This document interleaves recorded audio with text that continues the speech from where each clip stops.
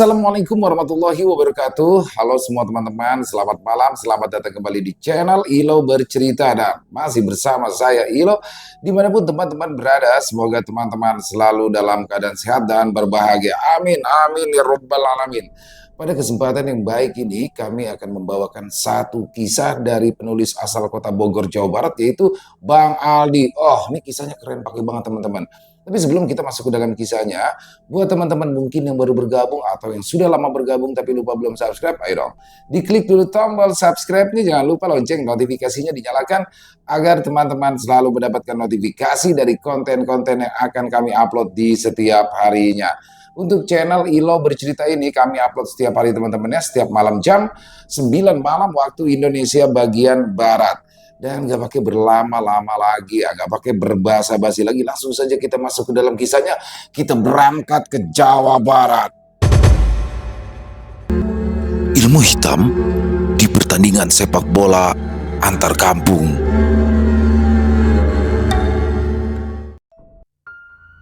Jakarta, sekitaran tahun 2004. Minggu pagi yang cerah, terlihat 3 orang pemuda sedang berdiri sambil menenteng tas bawaannya. Mereka asik berjengkrama dan melontarkan beberapa candaan khas anak muda. Usia mereka baru sekitar 20 tahunan dan ketiganya merupakan pemain bola dari sebuah klub amatiran yang ada di kampung tersebut. Mereka adalah Meng, Acung, dan juga Ihsan. Mana yang lain ini? Udah hampir jam 9 ini, celetuk Acung sembari melirik ke arah jam tangannya. Ada kesiangan kali, semalam kan ada bola di TV, saut Meng. Ya nggak mungkin, kalau kesiangan bisa-bisa diamuk nanti sama Bang Jaja, timpal Ihsan. Iya, tapi kita udah nunggu lebih dari setengah jam. Takutnya mereka nungguin di tempat lain, ujar Acung lagi dengan wajah sedikit gelisah. Ya, Meng dan Ihsan sama-sama santai menanggapi kalimat Acung tadi. Mereka berdua yakin jika tak lama lagi rombongan yang ditunggu akan datang. Dan benar saja, dari arah ujung gang muncullah Bang Jaja sang pelatih. Ia dengan segera berteriak memanggil Meng, Acung, dan Ihsan. Buru-buru, ketiga pemuda tadi meraih tasnya masing-masing dan berlarian menghampiri si pelatih. Lu mau ngapain? Nungguin di dalam gang. Pan kemarin gue udah bilang, jam setengah 9 kumpul di pinggir jalan, celetuk Bang Jaja. Di pinggir jalan ya? Kirain ngumpul di gang, balas Meng seraya tersenyum geli. Udah buruan, lo angkutin barang-barangnya, truknya udah mau jalan itu, ujar Bang Jaja sambil menikmati hisapan terakhir kreteknya. 5 menit kemudian, para pemain dari kesebelasan sepak bola itu tampak sudah menaiki truk yang akan membawa mereka ke sebuah tempat. Sebagai klub amatiran yang memiliki prestasi cukup mentereng di kecamatan tersebut, melakoni pertandingan di luar kota merupakan hal yang biasa mereka dapati.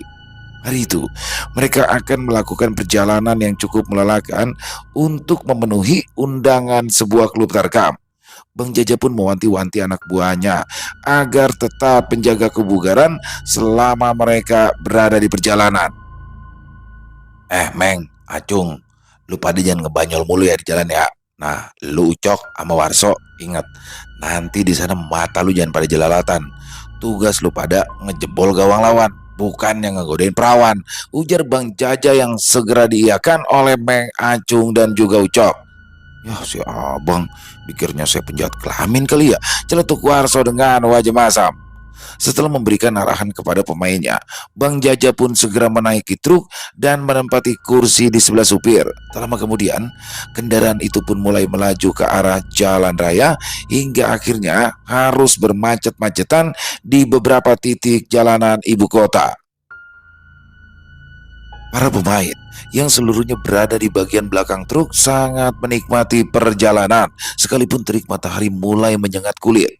2 jam kemudian, tibalah mereka di satu perkampungan. Tak ada rumah megah seperti di ibu kota, tak tampak pula jalanan mulus bertahtakan aspal. Mereka hanya menjumpai jalanan tanah yang di kiri dan kanannya ditumbuhi rimbunnya pepohonan. Beberapa rumah juga terlihat masih banyak yang dindingnya terbuat dari anyaman bambu atau bila-bila kayu. 5 menit berlalu, truk tadi mulai memasuki satu tempat yang cukup membuat para penumpang di truk itu tercengang. Dan kini di kiri dan kanan mereka terlihat deretan makam-makam tua yang nisannya telah ditumbuhi lumut dan tertutup rumput liar. Letak makam-makam itu tak beraturan lantaran kontur tanahnya yang berbukit-bukit. Kehadiran puluhan pohon kiara yang menaungi area pemakaman membuat suasana jadi tambah mencekam. Di beberapa titik, akar-akar pohon tua tersebut tampak mencuat dari dalam tanah sehingga merusak beberapa makam yang ada di sekitarnya. Beberapa saat kemudian, mereka kembali memasuki perkampungan yang lain. Namun, kali ini kondisinya jauh lebih sepi dari kampung yang telah dilewati sebelumnya. Hanya ada 2 atau 3 perempuan lanjut usia yang tengah duduk di beranda rumahnya sambil bercengkrama. Entah berada di mana kaum pria ataupun anak-anak mudanya. Kita nggak salah jalan kan? Tanya Ihsan yang tampak kebingungan. Lah, emangnya ngapa? Meng balik bertanya. Ya lu lihat aja, ini mah kayaknya udah bener-bener pelosok. Dari tadi gue perhatiin lebih banyak pohonan daripada rumah, saut Ihsan. Meng dan Acung lantas memperhatikan ke sekeliling, mencoba mencocokkan dengan apa yang baru saja Ihsan katakan. Meng termangu dan baru sadar jika kini ia tengah berada di satu tempat yang jauh dari kata ramai. Memang ada beberapa rumah di sekitaran situ, hanya saja suasananya masih bisa dibilang terlalu lengang. Hah, lu orang kota tapi deso. Makanya sekali-kali main ke kampung, jangan ke atrium atau Arion melulu. Celetuk Warso. Merasa disindir oleh Warso, bukannya tersinggung, Ihsan malah tertawa geli. Ya, orang tua Ihsan memanglah asli Garut, namun dia sendiri belum pernah menjejakkan kaki di sana. Mirisnya lagi, Ihsan sama sekali tidak bisa berbahasa Sunda lantaran lahir dan besar di Jakarta. Alhasil, Ihsan benar-benar buta akan budaya dari tanah leluhurnya sendiri, lingkungan sosial serta budaya setempat. Pada akhirnya membentuk Ihsan untuk berperilaku dan bertutur kata layaknya penduduk asli Jakarta. Ah, jangan suka gitu ah. Kau juga kalau lahir sama gedenya di Jakarta, belum tentu kau bisa bahasa Jawa. Salah Ucok yang kini gantian menyindir Warso.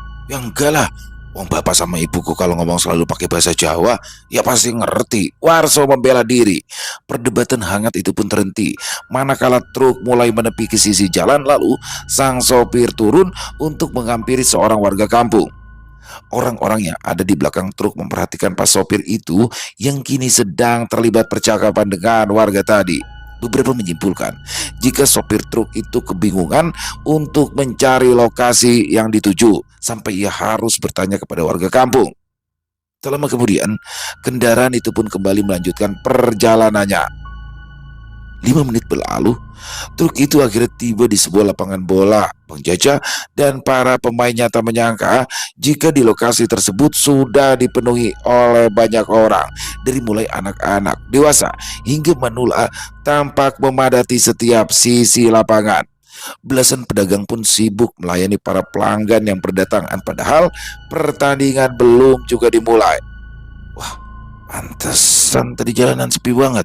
Lah iya, warganya aja pada numplak di mari, ujar Bang Jaja dengan wajah sumringah. Pelatih itu sama sekali tak menduga jika animo penonton di kampung tersebut betul-betul tinggi. Tak hanya yang muda, bahkan orang tua saja sampai rela datang demi bisa menyaksikan pertandingan sepak bola yang akan dimulai beberapa saat lagi. Bang Jaja menghampiri asistennya yang bernama Mamat. Ia pun lalu merangkul Mamat yang kedua orang tuanya merupakan warga asli kampung setempat. Mat, ente emang kagak pernah salah nyari lawan. Nah kalau antusias penontonnya kayak begini, lah ini juga jadi semangat, sanjung Bang Jaja. Mamat hanya mengangguk dengan wajah tertunduk. Senyuman kecil terukir pada wajah Mamat yang tampak gugup menuai sanjungan dari sang pelatih. Bang Jaja melepaskan rangkulannya dan meminta Mamat untuk duduk di kursi plastik yang telah disediakan oleh pihak tuan rumah. Waktu kemarin di Jakarta kita menang 5-0. Lah kalau di mari mah gue yakin kita bisa menang lagi, ya minimal 2-0 deh ya, kata Bang Jaja dengan percaya diri yang tinggi. Tapi Bang, sepertinya bakalan susah dah. Kalau kondisi lapangannya kayak begitu, balas Bang Mamat seraya mengarahkan pandangannya pada lapangan bola. Bang Jaja terdiam sambil memperhatikan lapangan yang ada di hadapannya. Ia bisa dengan jelas melihat permukaan tanah yang tidak rata dan terdapat kubangan lumpur di beberapa bagian. Tentu hal tersebut bisa mempengaruhi performa anak buahnya. Tapi permasalahannya tidak hanya itu saja. Laju bola pun berpotensi tertahan di bagian tanah yang berlumpur tadi. Ya kagak ngapa-ngapa, Mat. Lah pemain kita mana udah pernah main di lapangan jeblok model begini. Anak-anak udah biasa. Yang penting skema permainan kudu tetap berjalan. Timpal Bang Jaja yang tetap optimis. Mamat tidak membalas kalimat itu. Dia hanya bisa berharap seperti apa yang dikatakan oleh Bang Jaja di kandang lawan. Tentu kondisinya akan sangat berbeda dengan ketika mereka memetik kemenangan muda di Jakarta. Ditambah supporter musuh yang memenuhi sisi lapangan dan siap menggoyahkan mental tim lawan dengan sorak-sorainya. Ya udah, tuh anak-anak tolong suruh kemari. Kita briefing dulu bentaran, bahas strategi. Mumpung belum mulai, perintah Bang Jaja. Mamat mengangguk. Ia pun bergegas pergi meninggalkan Bang Jaja untuk memanggil semua pemain. Sesaat kemudian, semuanya telah berkumpul di satu tempat yang memang sudah disediakan untuk beristirahat.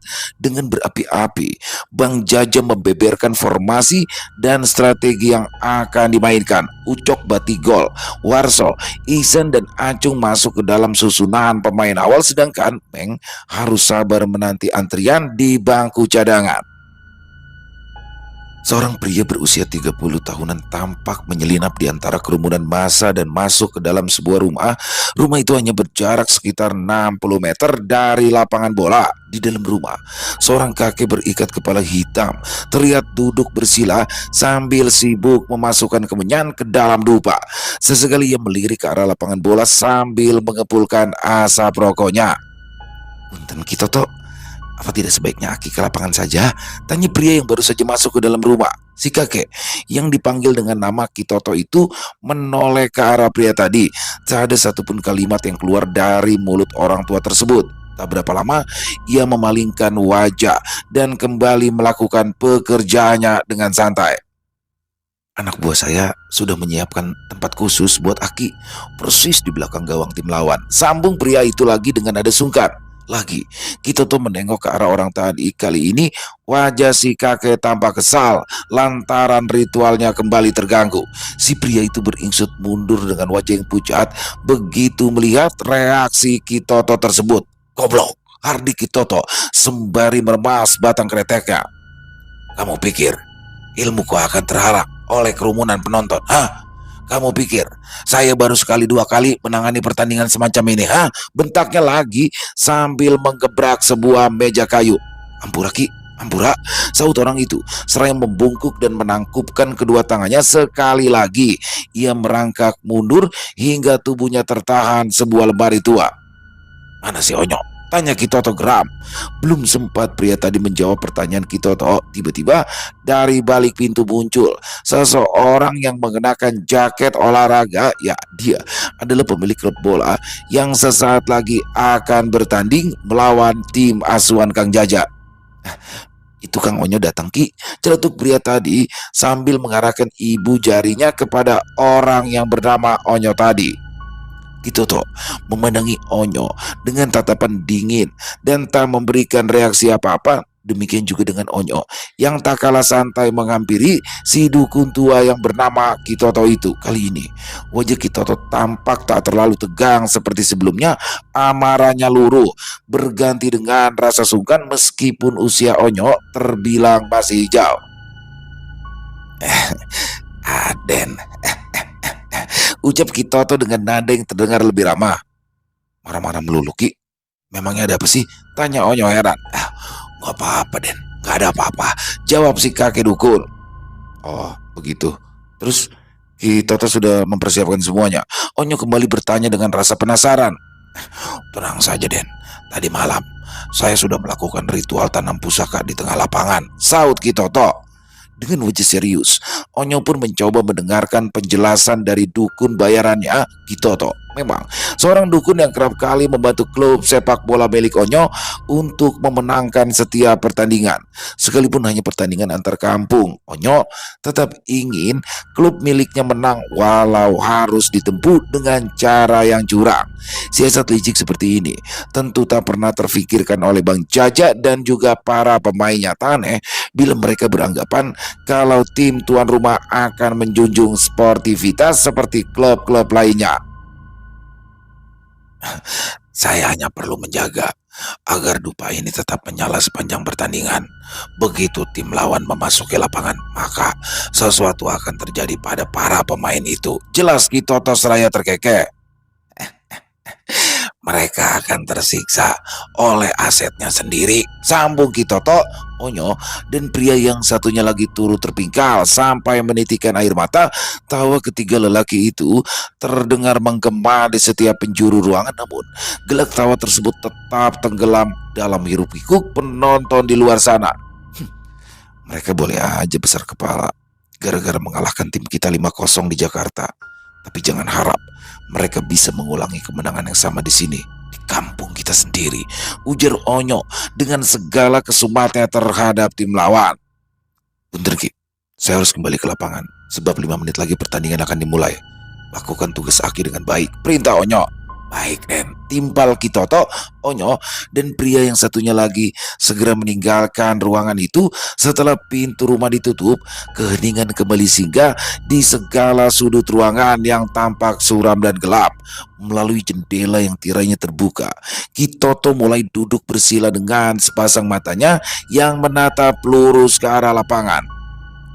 Pertandingan sepak bola itu pun akhirnya berlangsung, dan tak lama lagi peluit panjang akan segera berbunyi dari pinggir lapangan. Bang Jaja dan Mama tertegun dengan wajah tegang, demikian pula dengan beberapa pemain cadangan yang sedari babak pertama turut menyaksikan jalannya pertandingan. Mereka tak menyangka jika timnya malah menjadi bulan-bulanan bagi tim tuan rumah. 8 gol tanpa balas telah bersarang di gawang tim asuhan Bang Jaja tersebut. Di tengah lapangan, anak-anak asuh Bang Jaja kerap kali terlihat meringis sambil memegangi kemaluannya sendiri. Selain itu, pergerakan mereka malah jadi lambat dan lupa akan taktik yang seharusnya diterapkan. Melalui 3 pemain yang telah diganti, Bang Jaja pun menggali informasi tentang apa yang sebenarnya terjadi. Saya nggak ngerti Bang, padahal sebelum masuk ke lapangan kita semua seger-seger aja, Ihsan menuturkan. Ya, pas pertandingan dimulai, mendadak anu saya tegang. Bagaimana bisa lari cepat, yang ada malah ngilu, tutur Ucok yang juga telah digantikan pemain cadangan. Ya Bang, pemain yang dimainkan juga ngeluh seperti itu Bang. Bukannya kami lupa sama strategi. Ya tapi gimana caranya kita bisa ngejar bola kondisi burung yang ereksi begini? Timpal pemain lain yang lebih dewasa. Bang Jaja dan Mamat kaget, tapi juga tak bisa berkata apa-apa. Meng yang turut mendengar percakapan tadi pun malah timbul rasa takut bila ia harus masuk ke lapangan dan menggantikan pemain yang kelelahan. Rasa heran Bang Jajan dan timnya kembali terbuyarkan oleh sorak-sorai supporter yang kegirangan akibat 1 gol lagi berhasil melesak ke gawang tim tamu. Bang Jaja menoleh ke arah gawang timnya. Tampak pemain yang berposisi di bek kiri memberikan gestur agar diganti. Tanpa pikir panjang, Bang Jaja pun menyuruh Meng untuk segera bersiap-siap menggantikan bek tersebut. Meng kaget, namun ia buru-buru mencari alasan. Bang, kaki saya barusan keseleo, jadinya sakit, gue dibawa lari, ucap Meng dengan wajah yang dibuat-buat. Bang Jaja geleng-geleng kepala dan kesal lantaran Meng tidak siap untuk dimainkan. Ia pun akhirnya terpaksa menyuruh pemain lain yang kualitasnya berada di bawah Meng. Tak ada pilihan lain lagi. Begitu bek kiri tadi digantikan dengan pemain baru, kembali Bang Jaja menginterogasikannya dan berusaha mencocokkan dengan apa yang dialami oleh 3 pemain yang telah keluar lapangan sebelumnya. Dari keterangan yang didapat, si bek kiri itu juga mengalami hal serupa dengan yang lain. Anehnya, begitu keempat pemain itu diganti dan keluar dari lapangan, kondisi kemaluan mereka mereka malah kembali normal dan tak terasa nyeri. Seketika, Mamat, yang kedua orang tuanya merupakan warga asli kampung tersebut, jadi mulai timbul rasa curiga. Sedikit banyak, dia tahu desas-desus kampung itu yang menurutnya sangat lekat dengan praktek ilmu hitam. Dari tengah lapangan, wasit pun meniup peluit panjang sebanyak 3 kali, tanda pertandingan telah berakhir. Tim tuan rumah dan para supporter tak henti-hentinya bersorak lantaran mereka menang telak. Di sisi lain, Bang Jaja dan timnya harus tertunduk lesu. Realitas 10 gol tanpa balas telah menghancurkan ekspektasi dan prediksi mereka sebelumnya. Para pemain utama yang kelelahan merasa yakin jika tim tuan rumah berlaku curang meski mereka tidak bisa menemukan bukti. Beberapa dari mereka tampak menumpahkan kekesalannya dengan kata-kata kasar, namun Bang Jaja buru-buru meminta mereka untuk bersikap lebih tenang. Tapi sayang, Ucok yang memang bertemperamental tinggi tidak bisa mengendalikan amarah. Ia memungut botol air mineral lalu membantingnya ke tanah hingga botol tersebut terpelanting ke udara. Para supporter tuan rumah yang melihatnya jadi terpancing emosi dan secara spontan mengumpat lalu menyoraki Ucok. Onyo yang juga melihat reaksi Ucok tadi buru-buru keluar dari kerumunan dan mendatangi Kitoto di tempatnya. Gimana? Sudah puas, Den? Tim Aden sudah menang banyak? Tanya Kitoto sambil tersenyum lebar. Belum, balas Onyo dengan suara bergetar. Kitoto tertegun dan terlihat kebingungan sendiri dengan sikap yang ditunjukkan oleh Onyo. Ia jadi berpikir, apakah ada kekeliruan yang telah dilakukannya sepanjang ritual tadi dilakukan? Tak lama kemudian, Onyo pun mengungkapkan alasan kenapa ia belum puas meski kemenangan ada pada timnya. Saya nggak suka sama kelakuan mereka yang marah-marah lalu banting botol air di depan muka. Kalau udah kalah ya udah kalah aja. Kita tuh diam sambil terus menyimak dan menelaah kata demi kata yang keluar dari mulut Onyo. Sesekali kakek itu menghisap kretek ke dalam-dalam, mengembuskan asapnya ke udara. Bagai mendapat ilham, si dukun tua itu pun berusaha menerka maksud dari ucapan Onyo tersebut. Apa jangan-jangan Aden mau kalau saya mengerjai orang-orang kota tersebut? Ujar Kitoto sambil tertawa dan terbatuk. Ya, terserah Aki mau melakukan apa aja. Bermain halus saja agar mereka tidak sadar jika mereka sedang dikerjai, jawab Onyo. Siap, Den, balas Kitoto. Onyo bergegas balik badan, lalu meninggalkan Kitoto yang tetap ajak bersila di depan dupa. Tak lama kemudian, jemari Kitoto menjumput beberapa butir kemenyan putih dari satu wadah kotak kayu. Kemenyan tadi segera dimasukkannya ke dalam dupa yang masih membara. Asap putih pekat membumbung tinggi hingga menembus atap dan mulai menebarkan aroma khas di sekitar ruangan. Selepas maghrib, para penonton yang beberapa waktu lalu memenuhi lapangan pun telah kembali ke rumah masing-masing. Bang Jaja dan Mamat dan juga para pemain saling berjabat tangan dengan pelatih dan pemain dari tim lawan. Hadir pula Onyo di situ dan turut menyalami mereka sambil menghaturkan terima kasih karena telah bersedia datang. Ucapan basa-basi dan senyum kepalsuan dipertontonkan oleh kedua tim. Tak lama kemudian, Bang Jaja beserta rombongannya dihantarkan oleh Onyo sampai ke depan balai desa. Di sana, sang sopir telah menunggu dan sudah bersiap di atas truk. Setelah semua pemain dan pelatih naik ke atas truk, kendaraan itu pun mulai melaju pergi. Di bagian belakang truk, tak henti-hentinya umpatan terlontar dari mulut beberapa pemain. Mereka sepertinya masih kesal dan tidak terima dicurangi seperti itu. Bahkan Ucok sampai menghina kondisi lapangan yang menurutnya lebih pantas jika disebut kandang bebek. Kalau aku sih nggak masalah kita kalah banyak, tapi aku nggak terima kalau dikerjain kayak barusan. Itu sudah benar-benar penghinaan, celetuk Ucok. Gue mau nanya nih ya, emangnya beneran ya burung lu pada kebangun semua? Tanya Meng yang masih tidak percaya dengan apa yang dialami oleh rekan-rekannya. Kau tanya saja sama yang lain. Lagian memangnya kau tidak lihat sepanjang pertandingan celana kita nonjol semuanya, saut Ucok dengan nada sewot. Boro-boro dia ngerasain ngilunya punya kita kegesek-gesek celana. Orang disuruh main aja di alasan kesleo, sindir salah seorang pemain. Meng hanya cengar-cengir saja mendapat sindiran seperti itu. Justru ia merasa bersyukur tidak diturunkan menjadi pemain utama sebab dengan begitu dirinya jadi tak mengalami kejadian memalukan seperti tadi.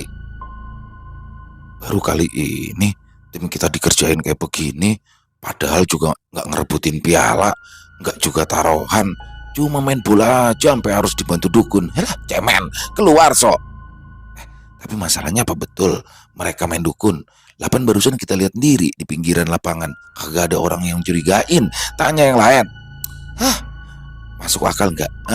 Kalau semua pemain kita di lapangan nganunya mendadak ereksi, sedangkan pemain lawan kita nggak kenapa-napa. Serga Warso. Lah gue setuju tuh apa kata si Warso. Artinya si dukun itu emang sengaja ngerjain kita pas lagi di dalam lapangan aja. Imbu acung. Nah ya tapi terserah semua saja. Kalau aku sih tetap yakin kalau mereka itu main dukun. Warso mengakhiri kalimatnya sambil menikmati beberapa tegukan air mineral. Tapi sumpah ya, keterlaluan banget sih. Kalau perkara tanding bola aja kudu main dukun. Jangan-jangan warga sini udah biasa ya ngerjain apa-apa pakai bantuan dukun, kata Meng yang dengan segera ditegur oleh Ucok. Kau bicara jangan keras-keras, takut kedengeran Mamat. Orang tuanya dia, katanya warga asli sini, serga Ucok. Meng bersama yang lain sepakat untuk tidak membahas hal itu lagi. Mereka khawatir jika ada ucapan yang bisa menyinggung Mamat. Meskipun Mamat sedari kecil tinggal bersama bibinya di Jakarta, namun ia tetap merasa berasal dari kampung tersebut. Tak terdengar lagi perdebatan ataupun ulasan tentang pertandingan tadi sore sebab para pemain sudah terlanjur kelelahan. Beberapa dari mereka memutuskan untuk memejamkan mata meski berkali-kali tubuh mereka terguncang akibat roda truk yang menghantam jalur berlubang. Suara mesin diesel menderu mengalahkan nyanyian jangkrik serta tonggeret yang bersembunyi di balik belukar dan dedaunan, sementara kegelapan terus menjalar di langit malam yang pekat tanpa kerlipan bintang. Truk terus berjalan di tengah-tengah kegelapan.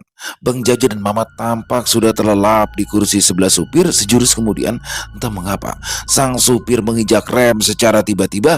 Para pemain yang berada di belakang sontak terdorong dan berhimpitan ke depan secara serempak. Tentu saja, kegaduhan para pemain mulai terdengar. Loh, Pir, kenapa Pir? Kok berhenti mendadak? Seru Warso. Sudah sampai, bisik Ucok yang terbangun dari tidurnya. Ia pun segera melongok ke arah luar seraya menggosok-gosok matanya. Pasupir terdiam sambil terus menoleh ke arah kiri dan kanan jalan. Wajahnya seperti sedang dihinggapi rasa bingung. Bang Jaja yang turut terbangun akhirnya berinisiatif untuk bertanya. Kenapa Mas? Truknya mogok apa gimana? Supir truk tadi menoleh ke arah Bang Jaja dengan wajah sedikit gugup dan panik. Lelaki itu lantas menggelengkan kepala sambil mengelap peluh yang mengalir keras di dahinya. Anu Bang, kayaknya kita kesasar deh Bang, balas Pak supir terbata-bata. Maksud lu kesasar bagaimana? Saut Bang Jaja dengan wajah mulai serius. Ya seingat saya sih 5 menit yang lalu truk ini udah ngelewatin pohon beringin besar itu. Lah, kenapa sekarang malah muncul di sini lagi ya? Kalau dihitung, saya kayak udah ngelewatin tempat ini 3 kali. Jelas Pak supir. Yang bener. Mungkin si masnya aja yang salah jambil jalur timpa Bang Jaja. Enggak Bang. Lagi pula jalur yang bisa dilalui kendaraan kan cuma ini doang. Jadi ya enggak mungkin saya salah jalan. Pasti ada sesuatu yang gak beres ini nih. Pak supir berusaha meyakinkan Bang Jaja. Bang Jaja dan Mama terdiam. Begitu juga dengan sang supir yang masih saja celingukan ke arah luar. Nada-nada keresahan pun terdengar dari ala belakang yang ditempati oleh para pemain. Mereka gelisah dan juga ketakutan sebab tak ada rumah warga dan penerangan jalan di sekelilingnya. Alhasil, para pemain hanya bisa mengandalkan indera pendengarannya saja untuk mengenali siapa yang ada di dekatnya. Selain itu, kegelapan juga mempersulit untuk mengetahui posisi serta keberadaan mereka. Lah terus kita mau gimana ini? Lah masa iya kita diem aja di mari? Tanya Bang Jaja yang sudah mulai diserang rasa panik. Ya udah, lanjut jalan lagi aja. Mudah-mudahan kali ini kagak nyasar lagi, perintah Bang Jaja. Supir truk itu menurut juga, walaupun ia merasa bimbang untuk melanjutkan perjalanan pelan-pelan. Knalpot kendaraan tadi kembali menderu, lalu bergegas meninggalkan tempat tersebut. Namun, baru juga berjalan sekitar 100 meter, mendadak hidung sang supir mengendus bau amis yang sangat kuat. Lubang hidungnya terus-menerus kembang kempis mencari sumber bebauan tadi. Bau tak sedap itu tak juga hilang meskipun ia sudah membuka kaca jendela sedemikian lebar. Pak supir berinisiatif menanyakan perihal bau amis itu kepada Bang Jaja yang duduk di sebelahnya. Ia segera menoleh ke sebelah kiri. Namun tiba-tiba saja sang supir menjerit histeris. Bukannya Bang Jaja ataupun Mamat yang ia lihat, melainkan sesosok makhluk hitam besar yang kini ada di sebelahnya. Setan! Teriak supir tersebut. Sosok hitam tadi melengos dan memandangi sang supir dengan kedua matanya yang merah menyala. Secara spontan ia pun menginjak rem dalam-dalam dan membuat para penumpang di belakang kembali terpelanting ke depan. Tanpa pikir panjang, sopir itu melompat dari dalam truk dan berlari tunggang langgang bagai kesetanan. Dalam sekejap tubuh Pak sopir lenyap ditelan kegelapan. Bingung dengan apa yang terjadi, Bang Jaja serta Mamat hanya bisa tertegun dan saling bertatapan satu sama lain. Mas, woi, lu mau kemana? Teriak Bang Jaja seraya menjulurkan kepalanya keluar jendela. Bir, kenapa berhenti lagi? Timpal Ucok dari arah belakang. Tak ada balasan dari si supir truk sebab sosoknya kini telah menghilang dari pandangan, kecuali jeritannya yang masih bisa terdengar memecahkan ingat.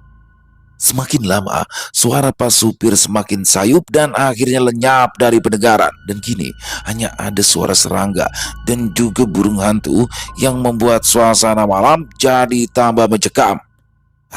Supir gila ini. Masa iya kita ditinggalkan di tempat seperti ini? Umpat Ucok sembari menggebrak badan truk. Sabar, ya barangkali aja dia kebelet kencing, saut Warso yang berusaha menenangkan suasana. Kalau mau kencing, ya kenapa harus cari tempat jauh-jauh? Timpal Ucok. Dengan kabur sang sopir, otomatis para rombongan klub sepak bola itu pun jadi kebingungan. Pasalnya, tak seorang pun dari mereka yang bisa mengendarai truk. Selain itu, kondisi sekitar yang tak tersentuh cahaya turut membuat mereka jadi semakin gelisah. Bisa saja ada hantu yang muncul dari balik pepohonan, atau kemungkinan terburuk adalah disatroni rampok, begal, dan sejenisnya. Gimana nih Bang? Masa ya kita ngendon di sini aja? Tanya Ucok yang berinisiatif turun dari bak truk untuk menghampiri Bang Jaja di kursi depan. Mat, katanya orang tua lu asli sini ya? Ya barangkali aja kita bisa mintain tolong. Bang Jaja balik bertanya kepada Mamat. Mamat tidak segera membalas. Ia justru terlihat sedikit resah dan bimbang untuk mengutarakan sesuatu. Namun karena Bang Jaja yang terus bertanya, Mamat pun akhirnya bersuara. Anu Bang, orang tua saya memang asli sini, tapi mereka sudah meninggal dunia Bang. Rumahnya juga sudah dijual. Jadi sudah nggak ada siapa-siapa lagi di sini. Jelas Mamat. Raut penuh keputusasaan tampak pada wajah Bang Jaja dan Ucok. Mereka berdua terlihat patah semangat dan hanya bisa menggelengkan kepala. Jelas Bang Jaja tidak bisa berdiam diri di tempat sepi seperti itu karena memang terlalu beresiko. Mereka semua tidak tahu apakah kampung tersebut aman atau mungkin saja wilayah itu rawan kejahatan. Bang Jaja akhirnya punya usul. Ia pun segera meminta agar Mamat dan Ucok untuk lebih merapat. Lo dengerin, gua ada ide, kata Bang Jaja. Sementara itu Mamat dan Ucok tanpa fokus menyimak apa yang akan disampaikan. Begini nih, sekarang kita bagi rombongan jadi dua. Nah, rombongan yang pertama tugas itu nyari Pak sopir. Nah, sisanya tetap ada di mari. Siapa juga yang nanti ketemu warga kampung, ya harap segera meminta bantuan serta menginformasikan kondisi kita. Paham kagak lu? Demikian gagasan yang dikemukakan oleh Bang Jaja. Terus siapa yang bakal pergi untuk mencari sopir tadi? Tanya Ucok. Lu aja Pecok ya? Bagaimana? Tampang lu kan sangar, doyan tawuran juga katanya. Rampok aja maka kayaknya ogah urusan sama lu. Tapi ya sebelumnya ya lu pilih dulu dah beberapa orang yang pantas diajak untuk melakukan pencarian. Jelas Bang Jaja. Ucok mengangguk dan bergegas kembali ke belakang truk untuk menyortir beberapa lelaki sejati yang tidak gentar akan kegelapan. Dari 16 orang, Ucok hanya mendapatkan 4 lelaki yang bersedia ikut dengannya untuk mencari Pak sopir. Beruntung, lampu truk menyorot lurus ke arah depan jalan sehingga Ucok dan kawan-kawan masih bisa mendapat jatah penerangan meski sangat terbatas. Kelima orang tadi mulai menyusuri jalanan berbatu hingga akhirnya sinar lampu truk tak mampu lagi menemani langkah mereka. Buset, ini jalanannya udah kagak kelihatan. Kalau kagak ada cahaya mah bisa-bisa kita bakal repot nemuin sopir celetuk Acung yang juga masuk ke dalam rombongan tersebut. Nah, kalau begitu kita jalannya sambil manggil-manggil nama Pak sopirnya aja. Gimana? Timpal Ucok. Lah, emang lu tahu nama sopirnya siapa? Tanya Ketut si penjaga gawang. Ah, iya ya. Ya udah, nggak usah panggil nama. Panggil Pak sopir aja. Balas Ucok enteng. Yang lainnya merasa sepakat dengan masukan Ucok tersebut. Memang dari sejak keberangkatan tak ada satupun pemain yang menanyakan perihal nama sang sopir.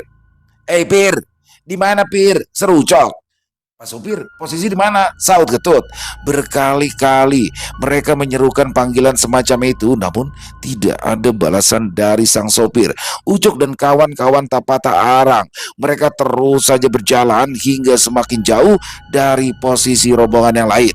Semakin jauh, keadaan pun semakin terasa sunyi. Bahkan jalan berbatu kini telah berganti menjadi tanah basah yang berlapis rerumputan hingga di satu ketika tubuh Acung terjerembab ke depan lantaran kakinya tersandung gundukan tanah. Alih-alih membantu kawannya, Ucok dan Ketut malah tertawa geli. Hati-hati, polisi tidur aja masih lo hajar juga Cung, kata Ketut. Udah jangan lama-lama jatuhnya Cung, buruan bangun, susul yang lain.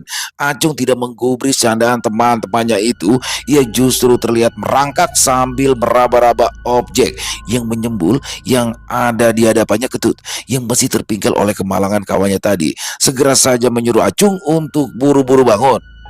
Lagi nyari apaan sih? Udah yuk bangun, buruan, lanjut cari Pak sopir lagi. Tar dulu ya. Ini sebenarnya kita udah keluar dari jalur apa enggak sih? Tanya Acung. Kenapa emang Acung? Ucok menimpali. Coba. Coba lu pada jongkok, terus lu raba gundukan ini dah. Ini kayaknya bukan polisi tidur dah, yang barusan bikin gua kesandung. Ini kayaknya, ucap Acung dengan suara yang semakin pelan dan bergetar. Kayaknya apa Acung? Kalau ngomong yang jelas. Ucok memotong kalimat Acung. Kok gua ngerasanya ini kok kayak kuburan ya, sambung Acung. Ucok dan yang lainnya kaget lalu bungkam. Mereka tidak mencoba membantah ucapan Acung, justru mereka malah berjongkok dan memeriksa gundukan misterius yang dikatakan Acung. Walau yang tampak hanya pekat malam, namun telapak tangan mereka masih bisa meraba dan mencoba menerka. Terasa sangat jelas jika itu memang gundukan tanah. Semakin mereka meraba-raba objek tadi, maka tangan mereka akan menjumpai bilah batu yang tertancap di setiap ujung gundukan tersebut. Seketika jantung Ucok dan kawan-kawan jadi berdetak kencang, bulu kuduk mulai merbang. Waduh gawat ini. Kayaknya gak cuma satu aja. Di sebelah sini ada 2. Di belakang gue juga ada lebih dari 3. Cerita Ketut. Iya, di sebelah sini kayaknya ada banyak. Seru yang lain. Lah, di sini juga ada 4 Cok, timpal Acung. Ucok tertegun. Sementara keempat orang lainnya masih terus menyebutkan angka dan jumlah gundukan tanah yang mereka temui. Semakin lama Ucok berdiam diri, jumlah gundukan yang disebutkan teman-temannya malah semakin tak terkira. Ia mulai merasakan firasat yang kurang enak bila harus berlama-lama di tempat itu. Cok, udah kagak bener ini. Gue yakin banget ini sekarang kita itu lagi ada di tengah kuburan, bisik Acung. Terus bagaimana? Supirnya juga belum ketemu. Ucok balik bertanya. Lah masa iya tuh supirnya sampai kemari? Lagi pula mah kalau dia dengar suara kita, dia juga pasti bakalan nyaut. Ya paling kagak ya balas manggil, balas Acung lagi. Udah, dari tadi ribut mulu. Kalau kondisinya kayak gini, mending kita beli kanan aja. Ketut memotong perdebatan antara Acung dan Ucok. Ucok dan Acung akhirnya tak lagi ribut.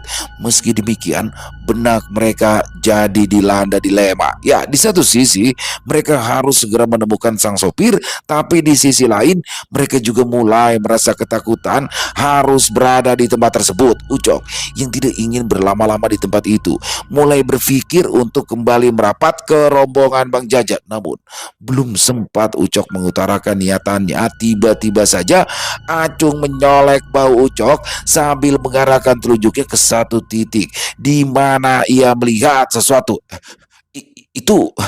Itu apaan, Cok? Tanya Acung dengan suara terbata-bata. Tanpa dikomando, Ucok beserta yang lain kompak menoleh ke arah yang ditunjuk oleh Acung, dan kini mereka sama-sama berusaha keras menajamkan pandangan. Tak ada apapun selain kegelapan, namun samar-samar mereka bisa melihat adanya satu pergerakan. Pekatnya malam memang tak bisa menampilkan satu objek, namun lain halnya jika objek tersebut berwarna putih dan tanpa kontras di antara keadaan sekitaran yang gelap. Bayangan putih tadi tampak berdiri tak jauh dari rombongan Ucok dan kawan-kawan. Bila diperhatikan dengan seksama, sosok putih tersebut terlihat bergoyang pelan dan seperti mengambang di atas tanah. Namun Acung masih berpikir positif. Dia menganggap jika objek tadi mungkin cuma daun pisang yang tertiup angin. Tapi jangan-jangan itu si sopir ya? Bisik Acung. Yakin kau? Firasatku tidak enak ini. Kalau feelingku mah itu bukannya Pak Supir, saut Ucok. Tapi jangan-jangan pocong kali, Cok. Celetuk ketut dengan polosnya Ucok, Acung dan dua orang lainnya yang sedang digelayuti rasa takut sontak melirik ke arah Ketut. Satu persatu mereka mengomeli dan menasehati Ketut agar tidak seenaknya berbicara di tengah situasi mencekam seperti saat itu. Dah lah enteng amat ya mulut lu ngebacot, kata Acung. Ketut, lu kalau ngomong lihat kondisi, kate-kate banget lu. Lagi pula kalau emang itu pocong, ya kagak mungkin jadi diem aja di situ. Lah pasti dari tadi udah loncat-loncatan, sambung yang lain dengan nada kesal. Ketut cengengesan meski dibarengi dengan permintaan maaf yang terkesan tidak serius. Namun belum semenit ia mendapati protes, kini Ketut mendadak tertegun oleh pemandangan yang sedang dilihatnya.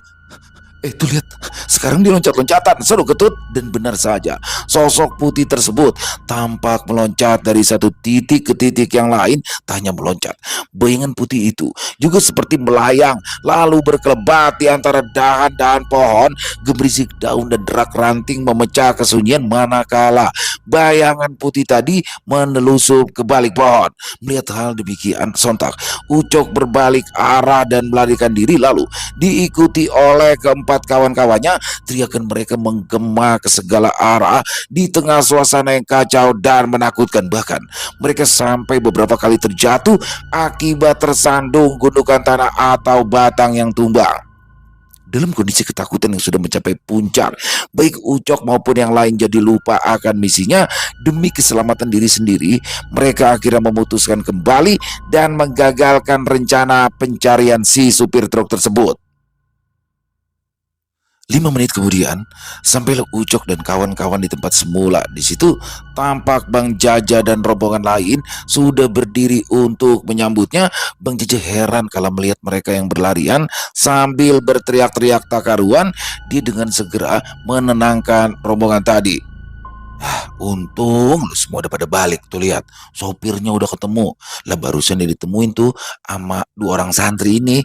Ucok yang sedang mengatur nafas menyempatkan diri untuk menoleh ke arah yang dituju oleh Bang Jaja. Dia kaget lantaran Pak Sopir sudah berada di situ, dan di sebelahnya tampak ada dua orang pria yang sama sekali tidak ia kenal. Wajah Ucok berubah menjadi kesal sebab ia merasa dipermainkan oleh sopir truk tersebut. Kelewatan kali kau, Bang. Tahu nggak, kami tadi berlima ini nyariin kau sampai nyasar ke tengah kuburan, ucap Ucok dengan sangat ketus. Maaf, saya tadi betul-betul ketakutan gara-gara lihat makhluk hitam duduk di sebelah saya, timpal si sopir dengan ekspresi penyesalan. Sontak Ucok dan keempat rekannya sama-sama melirik ke arah Bang Jaja. Setahu mereka, Bang Jaja lah orang yang duduk persis di sebelah sopir tersebut, merasa menjadi sorotan kelima anak buahnya. Bang Jaja jadi terlihat risih dan juga salah tingkah. Pak, Bapak jangan menghina pelatih saya ya. Bang Jaja emang orangnya hitam, kumisnya baplang, tapi ingat dia bukan setan, ujar Acung. Wajah Bang Jaja mendadak masam lantaran ia kembali teringat detik-detik sopir itu meneriakinya setan. Namun Bang Jaja akhirnya bisa memaklumi setelah ia mendapat penjelasan dari Pak sopir. Anu Mas, saya benar-benar gak bermaksud menghina pelatih sampean, tapi yang saya saat itu lihat memang sosok hitam besar, matanya juga merah menyala. Kembali si sopir menjelaskan. Menyala? Kompor kali nyala, saut yang lain menimpali.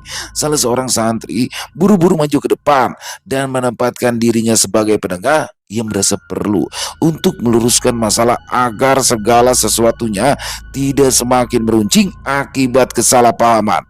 Dengan sikap yang santun, santri itu pun angkat bicara. Sebelumnya mohon maaf, mungkin saya perlu menjelaskan duduk perkara yang sedang saudara-saudara alami saat ini. Oh ya, sebelumnya perkenalkan nama saya Abdi, kata santri tadi. Tak lama kemudian, ia pun kembali melanjutkan penjelasannya.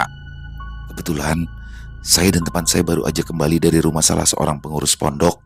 Dan secara tidak sengaja, kami menemukan Pak sopir ini sedang tersesat di tengah kebun bambu.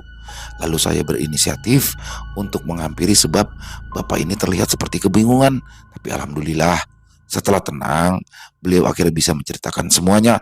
Abdi menghentikan sejenak kalimatnya untuk sekedar mengambil nafas sebelum melanjutkan lagi ucapannya. Dan singkat kata, kami akhirnya mengantarkan Pak sopir ini kembali ke rombongannya. Hingga akhirnya saya juga bertemu dengan Pak Jaja bersama yang lain. Intinya, rombongan kalian memang sedang disesatkan oleh makhluk halus menunggu tempat ini. Bang Jaja dan yang lainnya tercengang begitu mendengar penuturan dari Abdi, dan mereka lebih terkejut lagi manakala Abdi mengatakan jika hal itu terjadi bukan karena kebetulan melainkan karena faktor kesengajaan. Bang Jaja bahkan sampai berkali-kali mempertanyakan pernyataan dari Abdi tadi. Lah, emangnya kita ini salah apaan ya? Apa kejadian ini masih ada sangkut pautnya sama pertandingan sepak bola tadi siang? Tanya Bang Jaja.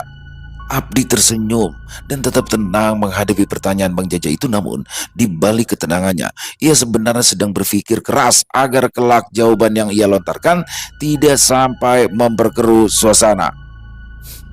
Semua ini tidak ada hubungannya dengan apa yang barusan Bapak sangkakan. Dugaan saya, dugaan ya, barangkali ada warga sini yang merasa terusik dengan kedatangan kalian. Gilanya meski ia sedikit merasa berdosa karena harus berbohong. Bang Jaja dan yang lainnya sama-sama heran. Abdi bisa merasakan ada tanda tanya di benak orang-orang itu. Maka sebelum pertanyaan lain terucap, Abdi pun buru-buru menutup percakapan tadi dengan sebuah tawaran yang sulit untuk mereka tolak. Sudah, agar tidak tersesat lagi, saya juga nggak keberatan untuk mengantarkan kalian sampai menemui jalan utama. Bagaimana? Sambung Abdi.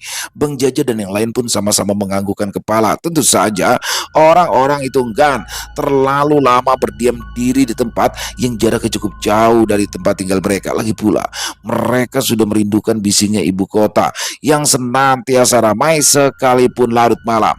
Tanpa basa-basi, para pemain segera menaiki bak truk sementara Bang Jaja, Mamat, dan Pak sopir sudah terlebih dulu kembali ke tempat duduknya.